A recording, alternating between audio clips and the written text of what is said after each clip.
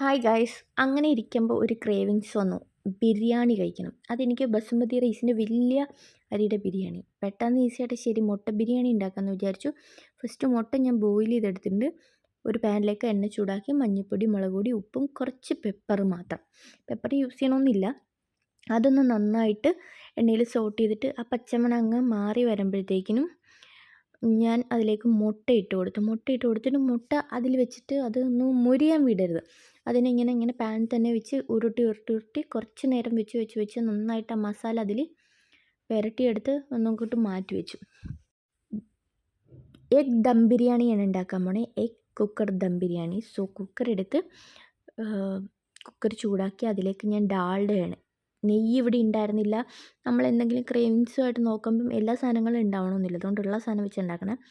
നെയ്യ്ക്ക് പകരം ഞാൻ ഡാൽഡ ഒഴിച്ചു. ഡാൽഡ വന്നിട്ട് നന്നായിട്ട് ഉരുക്കിയെടുത്തിട്ട് അതിലേക്ക് സവാള ഇട്ട്, സവാള പെട്ടെന്ന് വാടി കിട്ടും. ഇത് സ്ലൈസ് ചെയ്ത് വെച്ച വറുത്ത സവാളയാണ്. നമുക്ക് ബിരിയാണിയുടെ വറുക്കാൻ വേണ്ടിയിട്ടുള്ള സവാളയാണ് നമുക്ക് ബിരിയാണിയുടെ മേലെ ഇടാനായിട്ടുള്ളത്.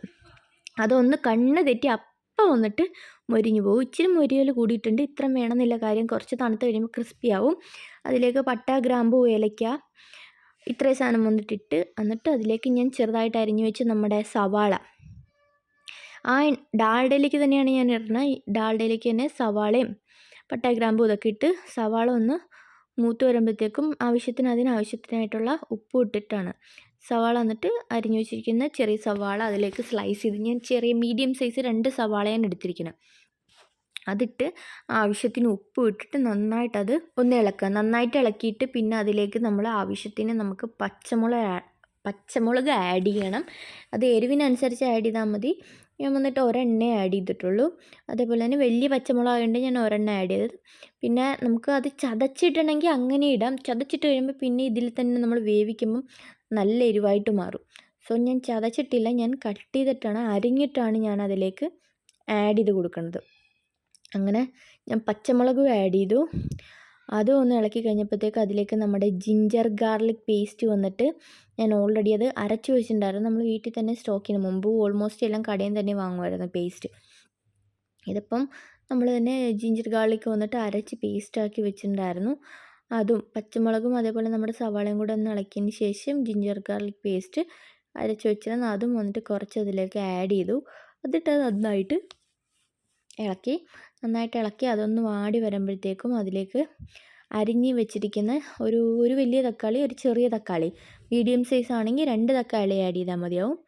തക്കാളി രണ്ടും കൂടെ ഞാൻ അതിലേക്ക് ആഡ് ചെയ്ത് നന്നായിട്ടൊന്ന് ഇളക്കി. നന്നായിട്ടെന്ന് വെച്ചാൽ നല്ല രീതിയിൽ നന്നായിട്ട് അങ്ങ് ഇളക്കി വിട്ടിട്ടുണ്ട്.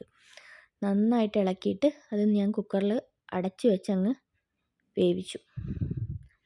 അതാകുമ്പോൾ നല്ല മെൽട്ടാകും. പിന്നെ ഇടയ്ക്ക് വീഡിയോ വിട്ടുപോയി. അതിലേക്ക് ഞാൻ മഞ്ഞൾപ്പൊടി, മല്ലിപ്പൊടി, മുളക് പൊടി, ഗരം മസാല ഇത്രയും സാധനം വന്നിട്ട് ആഡ് ചെയ്യണം. ഞാൻ ഗരം മസാല മിസ്സായി പോയിട്ടുണ്ടായിരുന്നു. സോ ഇത്രയും സാധനം ആഡ് ചെയ്ത് അതും പച്ചമണം മാറിയതിന് ശേഷം കുതിർത്ത് വെച്ചിരിക്കുന്ന ബസുമതി റൈസ്. ഞാൻ ബസുമതി റൈസ് കഴിക്കാൻ വേണ്ടിയിട്ട് ആഗ്രഹിച്ചു കൊണ്ടാണത്. ഈവൻ ഏത് റൈസാണെങ്കിലും ആ റൈസ് നന്നായിട്ട് ഇളക്കി യോജിപ്പിക്കുന്നുണ്ട്. അപ്പം നമ്മുടെ അവിടെ എന്തോ ഒരു സാധനം കളറിൻ്റെ പറ്റിയിരുന്നതുകൊണ്ട് കുറച്ച് കളറുമായിട്ടുണ്ട് അതിൻ്റെ അടിയിൽ. അതുകൊണ്ടാണ് ഇത്രയും കളർ വന്നത്. പിന്നെ ഏതരിയാണെങ്കിലും ഞാൻ പഠിച്ചിരിക്കണം നമ്മുടെ ഒരു വിരലിൻ്റെ ഫസ്റ്റ് ലൈൻ്റെ അത്രയും മുങ്ങാനായിട്ടാണ് വെള്ളം. അതാണെങ്കിൽ കറക്റ്റ് വേവിന് കിട്ടും. പിന്നെ പെട്ടെന്ന് നോക്കുമ്പോൾ കുറച്ച് വെള്ളമുണ്ട് അതിലേക്ക്. ഞാൻ അതിലേക്ക് മല്ലിയില ഇട്ട് കൊടുത്തു. അതേപോലെ നമ്മുടെ മുട്ട വേവിച്ച് മസാലയിൽ റോസ്റ്റ് ചെയ്ത് വെച്ചിരിക്കുന്ന മുട്ടയും കൂടി ഇട്ടിട്ട് അതിൻ്റെ മേലെ നമ്മുടെ സവാള ഉണ്ടല്ലോ, വറുത്ത് വെച്ചിരിക്കുന്ന സവാളയും കൂടെ അങ്ങ് ആഡ് ചെയ്ത് കൊടുക്കുന്നുണ്ട്. സവാള ഞാൻ ഇത് 2 ട്രിപ്പ് ഇട്ടിട്ടുണ്ടായിരുന്നു. ഒറ്റ ട്രിപ്പിനുള്ളതേ ഞാൻ ഇട്ടുള്ളൂ. കാര്യം ബാക്കി ഞാൻ പറഞ്ഞല്ലോ, കണ്ണ് തെറ്റിയാൽ കരിഞ്ഞു പോകുന്ന സാധനമാണ് സവാള. അങ്ങനെ സവാള ഇട്ട് പിന്നെ ഞാൻ കുറച്ച് നെയ്യില്ലായിരുന്നു, ഡാൽഡയിൽ കുറച്ച് മുന്തിരിങ്ങയും കൂടെ ചെയ്ത് ആ ഡാൽഡയും കൂടെ അങ്ങ് ഒഴിച്ച് കുക്കറങ്ങ് ഒറ്റ മിനിറ്റ് ഒന്ന് ഹൈ ഫ്ലെയിമിൽ കുക്കർ അങ്ങോട്ട് വെള്ളം എന്തോരമുണ്ടെന്ന് ഞാനിപ്പോൾ ചെക്ക് ചെയ്തത്. വെള്ളം എന്തോരമുണ്ടെന്ന് നോക്കിയിട്ട് കറക്റ്റ് 1 മിനിറ്റ് ഞാൻ കുക്കർ ക്ലോസ് ചെയ്ത് വെച്ചിട്ട് ഒറ്റ മിനിറ്റ് ഹൈ ഫ്ലെയിമിൽ വെച്ച് കുക്കർ ഓഫ് ചെയ്തു.